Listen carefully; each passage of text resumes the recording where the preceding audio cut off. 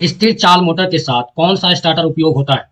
Option A 2 point starter, option B 3 point starter, option C 4 point starter, option D 5 point starter. इस सवाल का सही उत्तर होगा ऑप्शन बी। नियत गति मोटर के साथ 3 पॉइंट स्टार्टर का उपयोग किया जाता है। वह विद्युत युक्ति जिसके द्वारा प्रदायी वोल्टता को नियंत्रित करके मोटर को सफलतापूर्वक स्टार्ट किया जाता है, मोटर स्टार्टर कहलाता है। डीसी मोटर का स्टार्टर एक परिवर्तनीय प्रतिरोध होता है जिसे मोटर के प्रवर्तन के दरमियान आर्मेचर की श्री में संबंध किया जाता है, जिससे प्रारंभिक धारा कम हो जाती है। डीसी मोटर स्टार्टर 3 प्रकार के होते हैं। पहला है 2 पॉइंट स्टार्टर, दूसरा है 3 पॉइंट स्टार्टर, तीसरा है 4 पॉइंट स्टार्टर। 2 पॉइंट स्टार्टर का उपयोग दृष्ट सीरीज मोटर को चलाने के लिए किया जाता है। 3 पॉइंट स्टार्टर का उपयोग डीसी शंट तथा कंपाउंड मोटर को चलाने के लिए किया जाता है।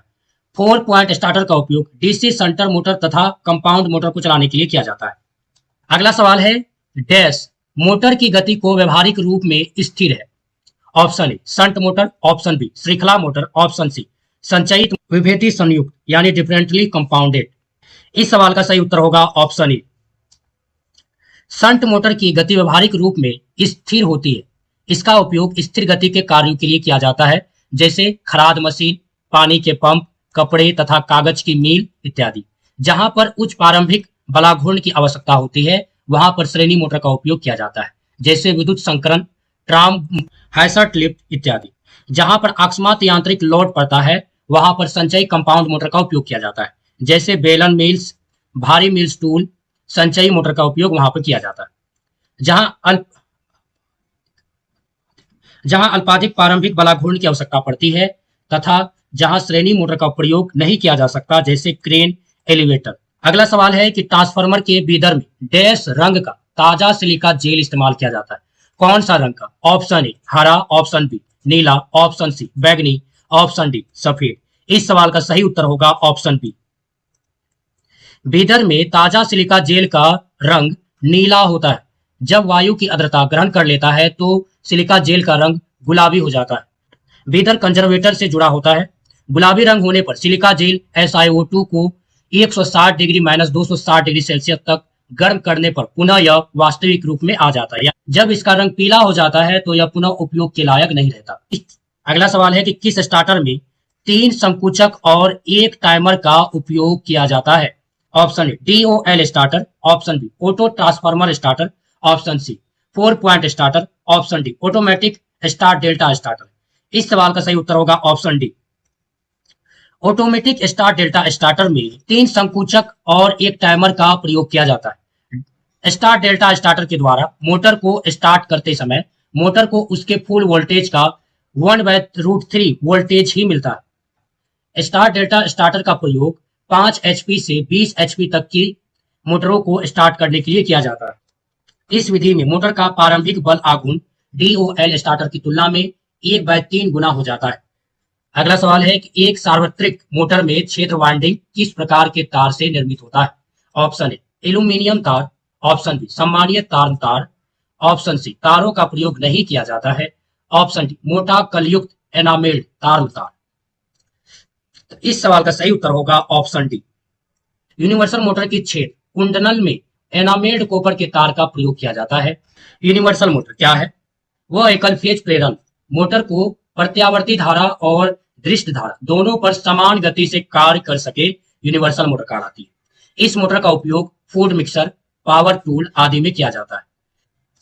यह AC और DC दोनों सप्लाई पर संचालित होती है। अगला सवाल है विभक्त काला फेज मोटर में आरंभिक कुंडली में डैश होता है। उच्च L और निम्न R, ऑप्शन बी उच्च R और उच्च L, ऑप्शन सी निम्न R और निम्न L, ऑप्शन डी निम्न R और निम्न L। इस सवाल का सही उत्तर होगा ऑप्शन डी। विभक्त कला यानी स्प्लिट फेज मोटर में आरंभिक कुंडली में उच्च प्रतिरोध और निम्न प्रवक्त होता है, जबकि मुख्य कुंडलन में यानी मेन वेल्डिंग में L उच्च होता है और R निम्न होता है। 1 थीटा मोटर को सेल्फ स्टार्ट बनाने के लिए स्टार्टर पर मेन वेल्डिंग के साथ एक अतिरिक्त सहायक वेल्डिंग स्थापित की जाती है। मेन वेल्डिंग और स्टार्टिंग वेल्डिंग दोनों एक दूसरे से 90 डिग्री पर होता है।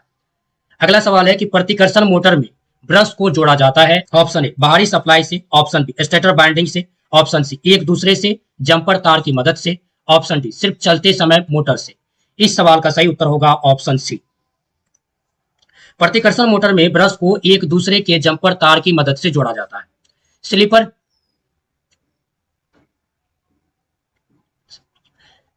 रिपल्शन मोटर एक प्रकार की सिंगल फेज एसी मोटर है जो समान ध्रुवों को अपकर्षण के कारण कार्य करती है। यह सिंगल फेज इंडक्शन मोटर को मुख्य वाइंडिंग के समान सिंगल फेज वाइंडिंग का वहन करती है। रोटर में डीसी मोटर की तरह एक छोर पर कम्यूटेटर से जुड़ी डीसी वाइंडिंग वितरित की जाती है। इसमें कार्बन ब्रश स्वयं पर लघुपतित होते हैं। इसका प्रयोग उच्च गति वाले उपकरण, खिलौने, लिफ्ट आदि में किया जाता है। रिपल्शन मोटर की घूर्णन दिशा डैश परिवर्तित करके बदली जा सकती है। ऑप्शन ए स्रोत संयोजन, ऑप्शन बी स्टेटर संयोजन, ऑप्शन सी रोटर कुंडल संयोजन, ऑप्शन डी ब्रश स्थिति। इस सवाल का सही उत्तर होगा ऑप्शन डी। रिपल्शन मोटर की घूर्णन दिशा ब्रश स्थिति परिवर्तित करके बदली जा सकती है। इस प्रकार के मोटर में ब्रश न्यूट्रल अक्ष से 20 डिग्री कोण पर स्थापित की जाती है। ब्रश को तांबे के मोटे तार से शॉर्ट सर्किट कर दिया जाता है।